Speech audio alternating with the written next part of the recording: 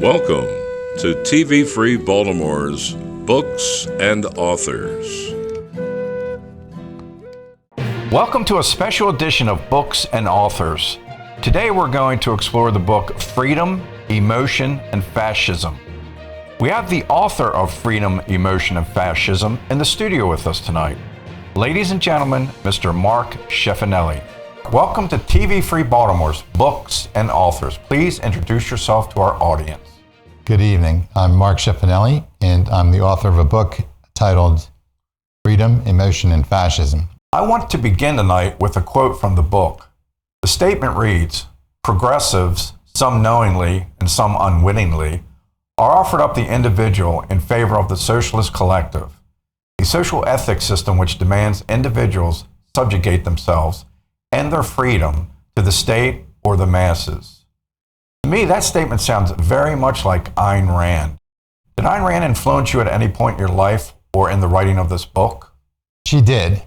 In 1994, I was in the Army, actually, and I was on my way to South America for a deployment, and I was going to be there for about 6 months.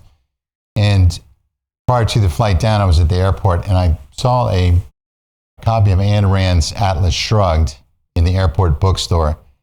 And I picked it up, and I think it's about 1,200 pages long, so I figured that would, cover 6 months worth of deployment time.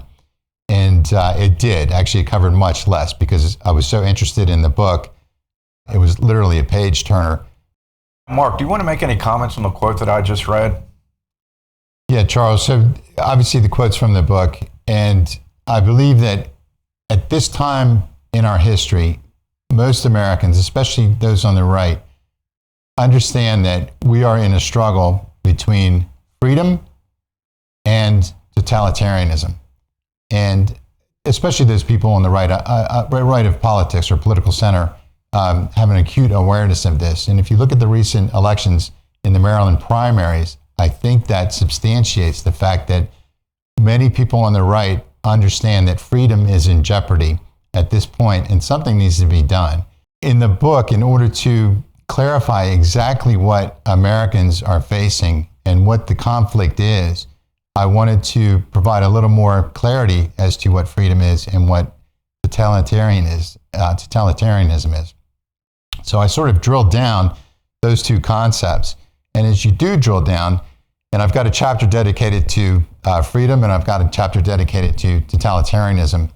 And as you drill down those terms, you understand that individualism is essential to freedom, and that totalitarian regimes have historically used the collective, or the idea that the individual is subservient to the collective, to the community, that his or her rights come second after the common good, let's say. Whereas in individualism, it is the individual that is supreme. And that's the way America has been for 250 years. We have individual rights enshrined in our Constitution. And so when you look at it from that perspective, the conflict that we're in right now is one between individualism and the collective of socialism.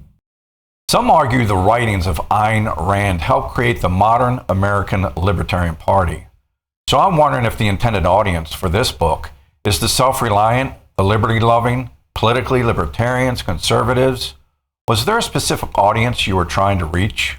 There wasn't a specific audience. However, I do realize that a lot of what is in the book, if you have a command of history, a command of perhaps sociology, and not even a command, but just a familiarity or an interest in any of those subjects, political science, psychology, then you'd be interested in this book.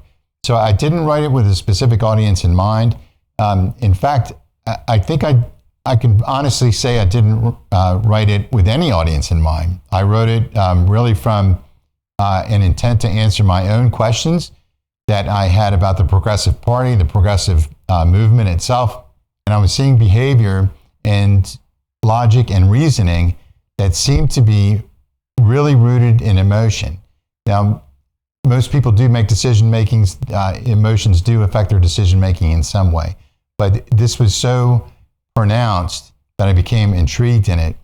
And I mentioned earlier, about the struggle, the framing the struggle between freedom and totalitarianism as one between individualism and collectivism. And I wanted to answer the question, why is it that the progressive left is willing to give up their rights, whether it's Second Amendment right, that First Amendment right to free speech or assembly, so easily, and to give up those rights for everybody else? Why are they so willing to do this? And it goes back to your first question about sacrificing the individual and individualism to the collective. And so it wasn't so much to appease an audience or attract an audience or to even sell books for that matter. It was to answer that question to myself. Do you believe that progressives use the word freedom in a different context than the liberty-loving? When the progressives use the word freedom, oftentimes it's couched in platforms such as universal basic income, of course, universal health care, and other platforms that they promote. And when I was researching the book, as always, I was looking at arguments for universal basic income online on social media. And a lot of, especially young people, were arguing that they could never be free and unless they had this universal basic income that would allow them the time to actually have to spend with their families, time to create art. And oddly enough, creating art was something that recurred a lot in these discussions about being free and having the freedom to do that, to create art, to rest and relax, and live this quality life. If they just had that universal basic income added to their own income, I guess.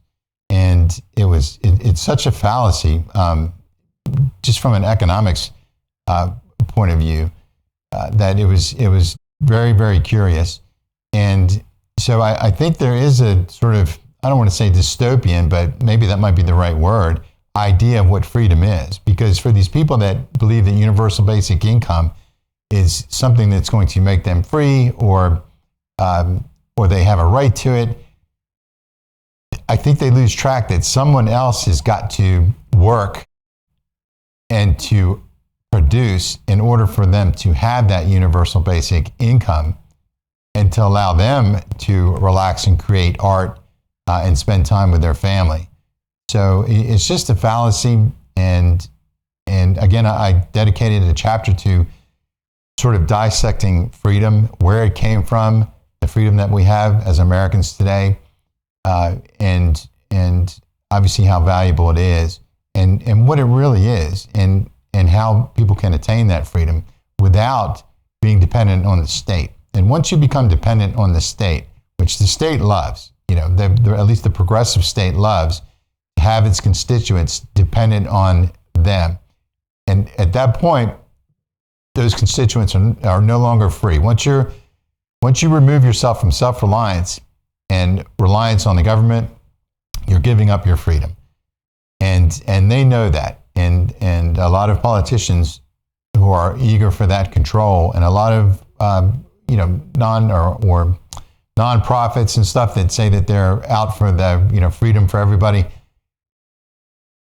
it's just a fallacy. And they want to hook you like a drug. And once they do that, then they've got power over you. And it's the bottom line. So if you cannot become self-sufficient, self-reliant, then your other choice is to become dependent on the government, and they are ready and willing to hook you into dependency. The cancel culture is alive and well because of progressives, but why do you think progressives support the cancel culture? Progressives are scared to death of free speech. And you can see this in the way they act with, especially in academia and in schools, when they create safe spaces where certain viewpoints, certain speech cannot come in, certain ideas or political ideologies, certain perspectives on social and political issues. These are not allowed to be spoken, to be uttered, because the left could not have these new critical theories challenged.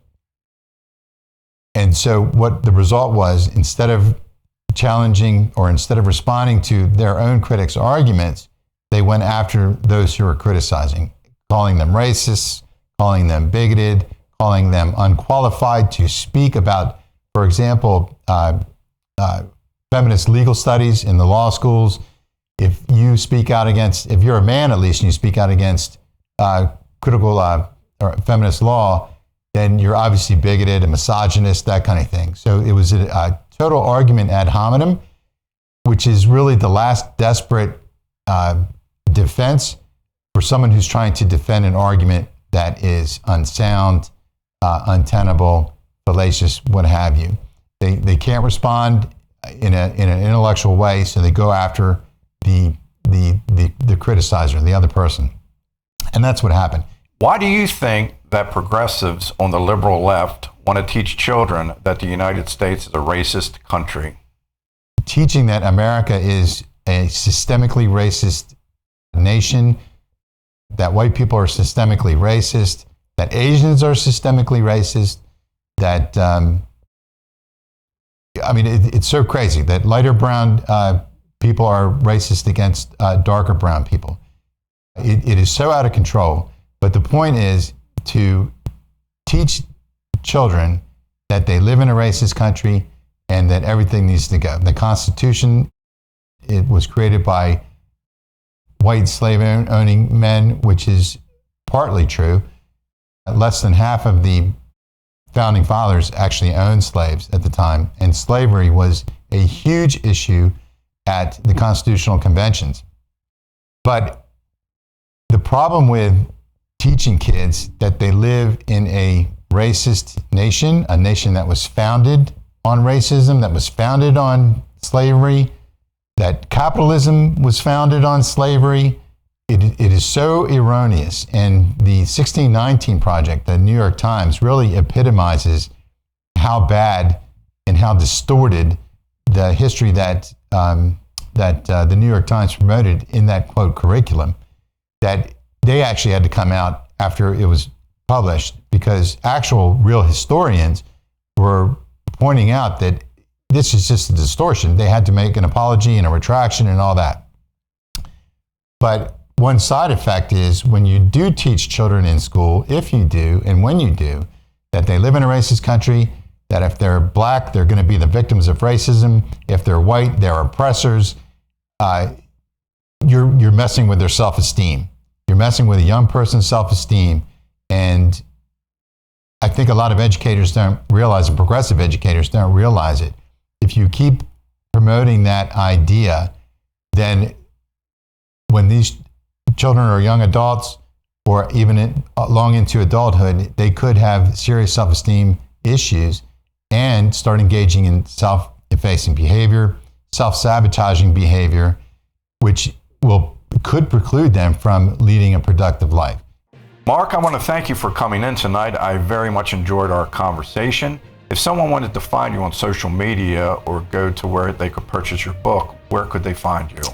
Well, thank you, Charles. Yeah, it's available on Amazon, Barnes & Noble, all the major booksellers.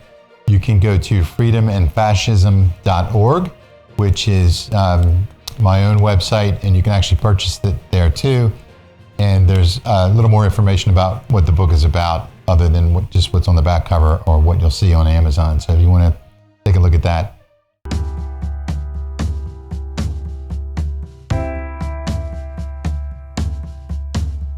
You're watching Books and Authors on TV Free Baltimore.